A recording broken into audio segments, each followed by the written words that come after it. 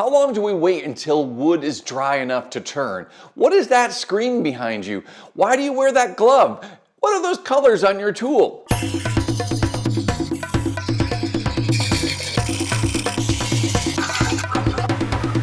Hi, I'm Kent and welcome to Turn a Wood Bowl. Today I'm going to answer your questions about wood bowl turning. So let's dive right in and get started. Roughing out large bowl blanks is really hard. It's hard on my shoulders, my arms, and my hands. I'm just getting beaten up. Is there something I'm doing wrong? When we're roughing out a bowl blank, especially a large piece that has a rough exterior, something that we may have cut with a chainsaw so there's no real smooth surface yet, it can be very tricky to make good cuts without getting beaten up. And we have a tendency, especially when we're first starting out, to want to push the gouge into the piece. One of the things that we're going to do that's different is we're going to focus on slicing and making a gliding pass across the tool rest.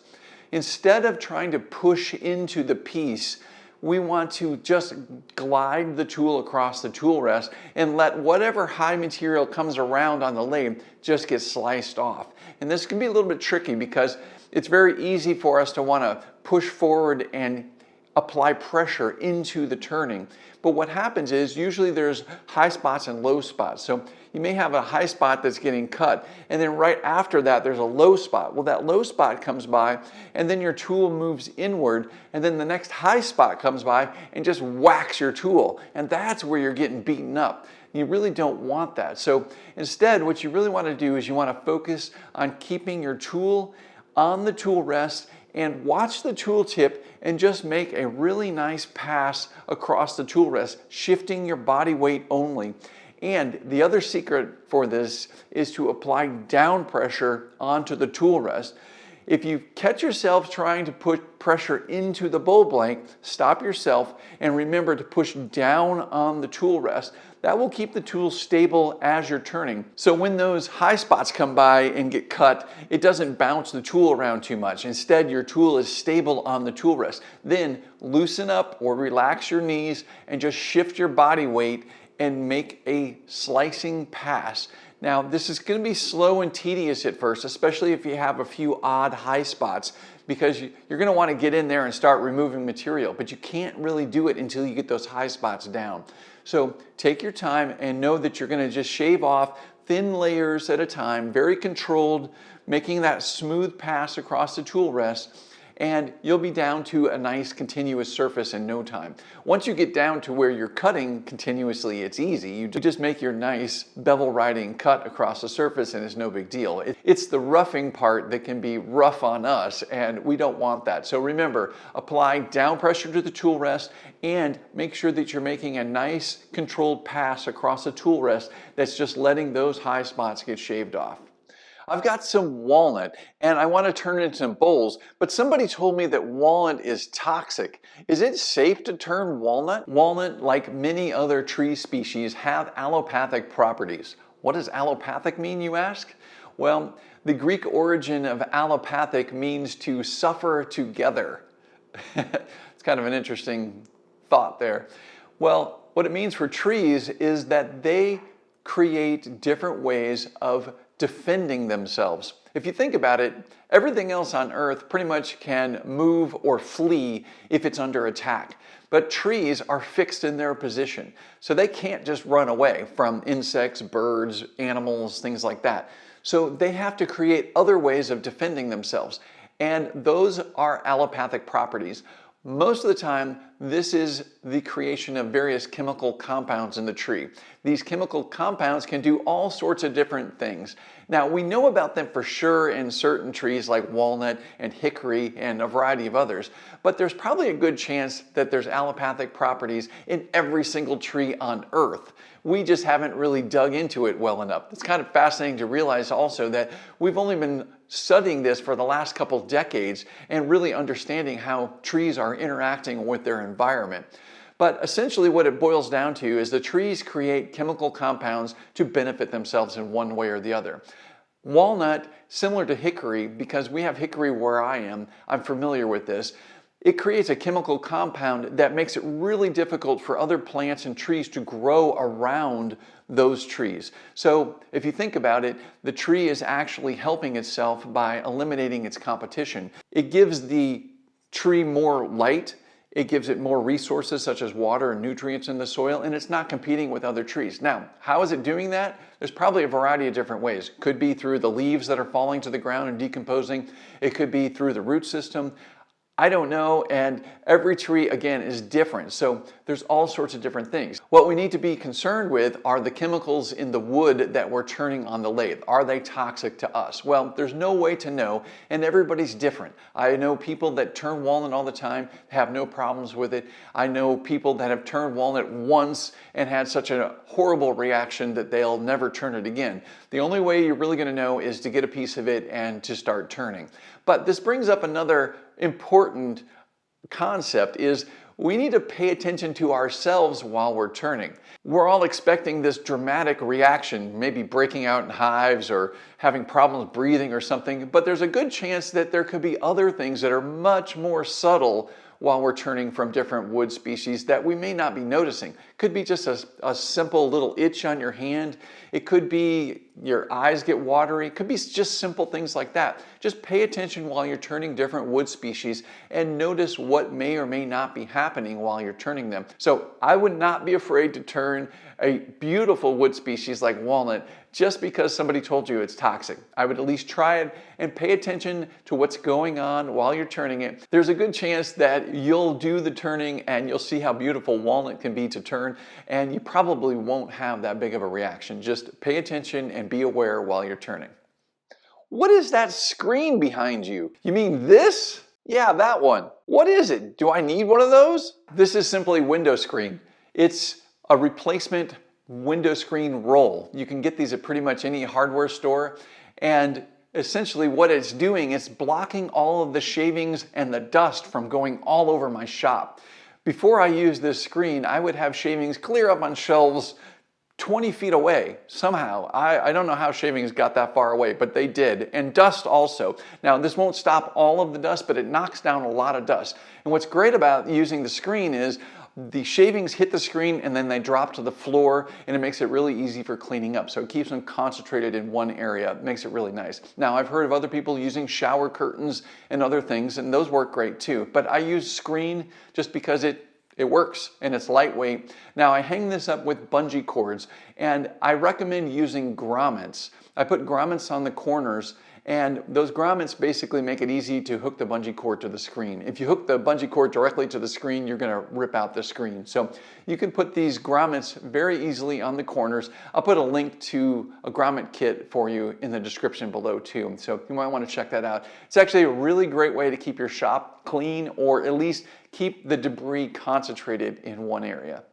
How long do I need to wait for a piece of wood to dry before I turn it? Wow, that's a loaded question. Okay, I can tell, number one, you've probably done a lot of traditional woodworking by the way you asked that question. Now, why would I ask that? Well, in traditional woodworking, we absolutely never want to turn wet wood. Why? Well, typically flat woodworking, or putting pieces of wood together to construct something, is done with very dry, many times kiln dried wood, so that moisture doesn't affect the results. If you think about it, when we're building a cabinet or a box or something, we have a very specific set dimension for that piece, and we don't want it to shift. Plus, we have multiple pieces that are being attached to one another. If one or more of those pieces of wood decides to warp and start to bend and shape, it's going to most likely break the whole thing apart, and it'll just look horrible. So we want to have really dry wood when we're doing traditional woodworking.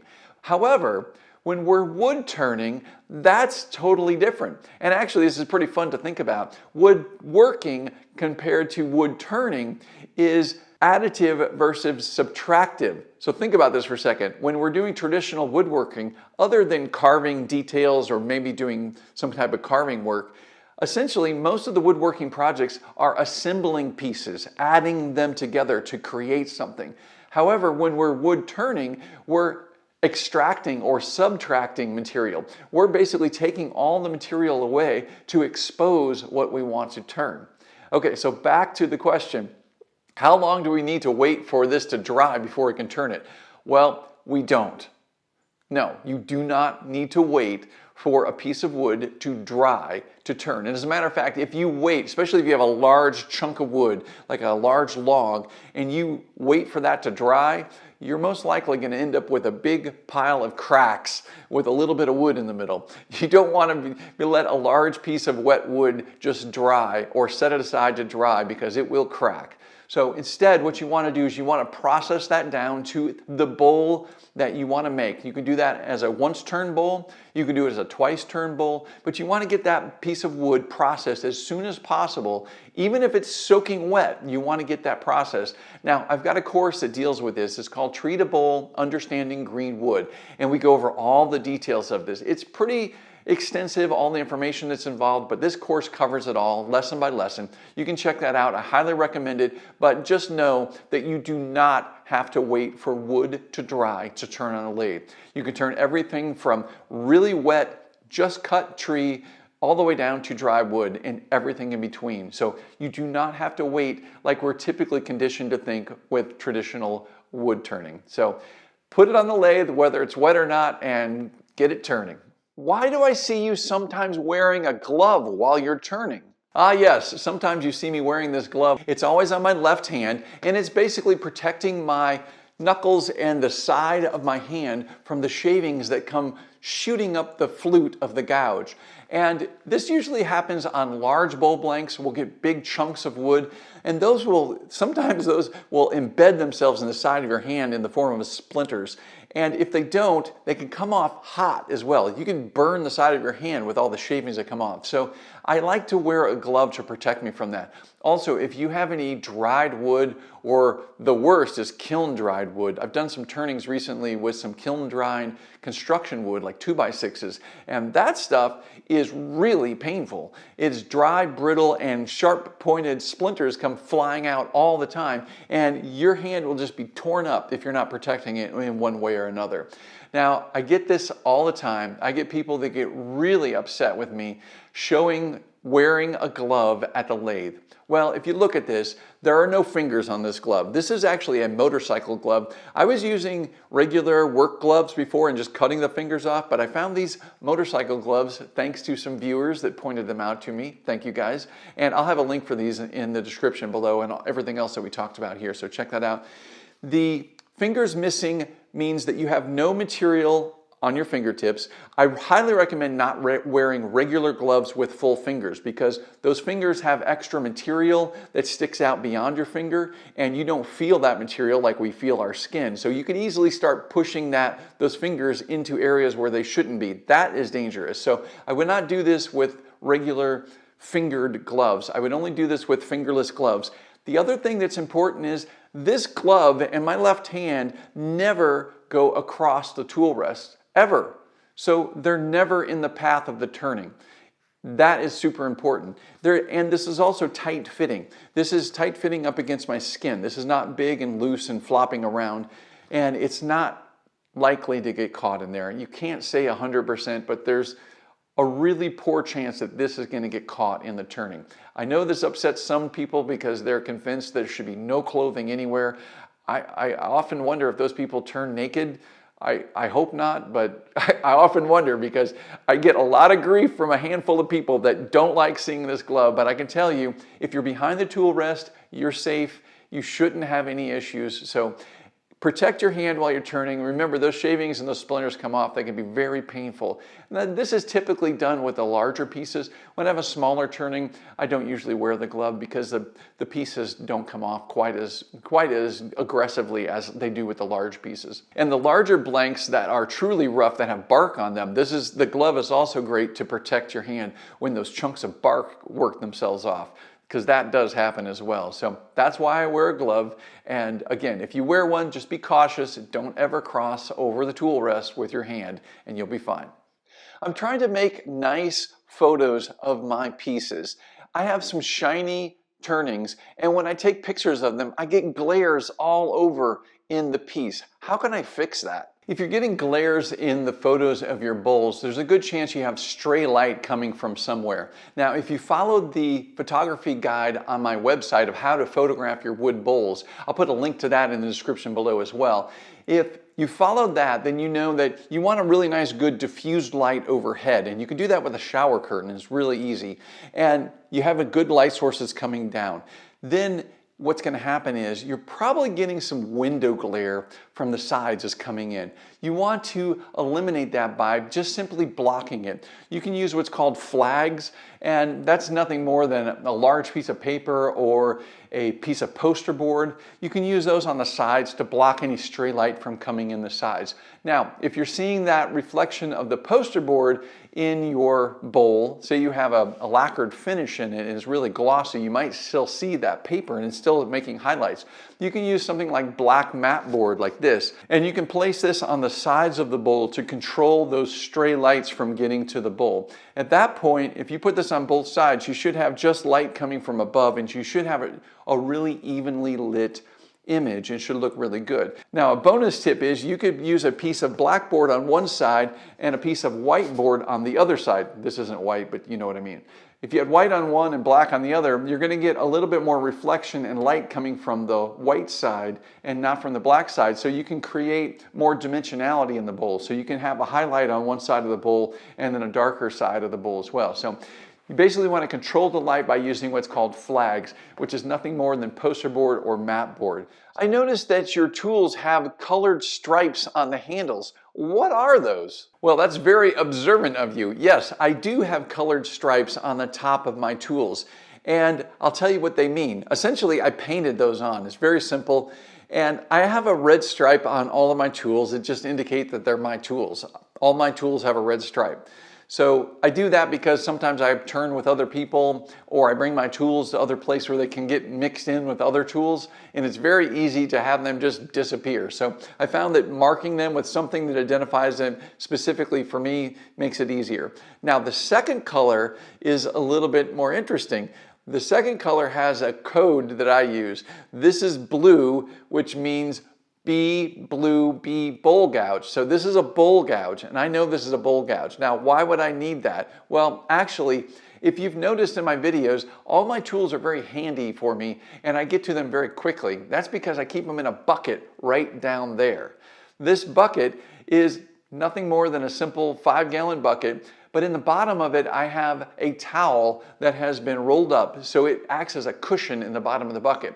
And what's nice about that is I can take these tools and I can just drop it in the bucket like that, and I don't have to worry about the tip or the point of it getting damaged because it's going right into that towel at the bottom. And there's a lot of shavings in there too over time.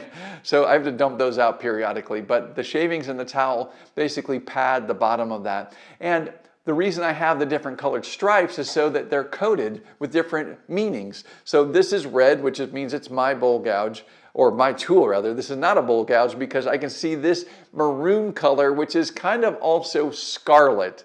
So I'm going with the darker red, is called scarlet, and scarlet sounds like scraper. This is my round nose scraper. So if I see a tool with the scarlet and the red, I know that that's a scraping tool. And the blue tools are bowl gouges. And I have a few other codes, but those are the main ones. And that way I can reach down, I can just look for the color stripe, I can see which one is which and grab it without seeing the bottom of this piece. Because the tips are always in the bottom of the bucket, so I can't see those quite as easily, but I can read the code that's on the handle and quickly grab it and keep turning.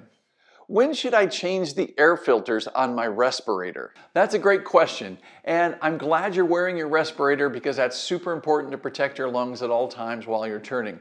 Now, a good respirator like this has interchangeable filters. These filters are simply just screw on and screw off just like that. Now, how do you know when it's time to replace these? These will actually last quite a while. One thing you don't want to do is you don't want to take these off and blow air into there to try to clean them up. That really doesn't do much good, and it will damage this filter potentially. So you don't want to do that. You don't want to blow air through it. Now, the way you'll know when these are ready or need to be replaced is if you're having difficulty breathing.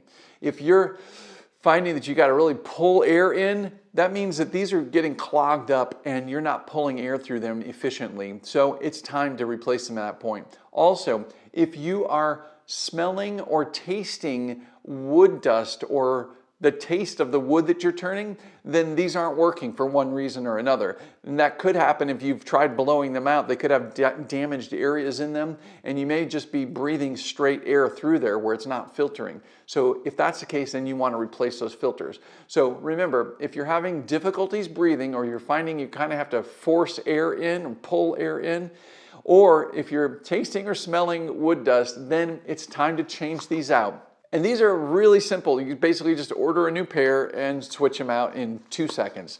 And again, I'll put a link to these and everything else from this video in the description below. So check those out. So there you have it. There are answers to some of the questions that I get on a regular basis about wood bowl turning. Now, if there's a question that wasn't addressed that you would like to see answered, do me a favor and leave a comment below and let me know what your question is, and I'll see if I can get to it in a future video. And also, while you're down there, click that like button. Thank you. I appreciate you clicking the like button. It helps this video, it helps the channel, and I thank you for doing that. Also, be sure to subscribe if you're not already subscribing. Check out my website, turnawoodbowl.com. Over there, I've got everything you need to turn, and I have courses that will quickly accelerate your wood bowl turning skills. So check them out, turnawoodbowl.com. All right, guys, as always, until next time, thank you so much for watching and happy turning.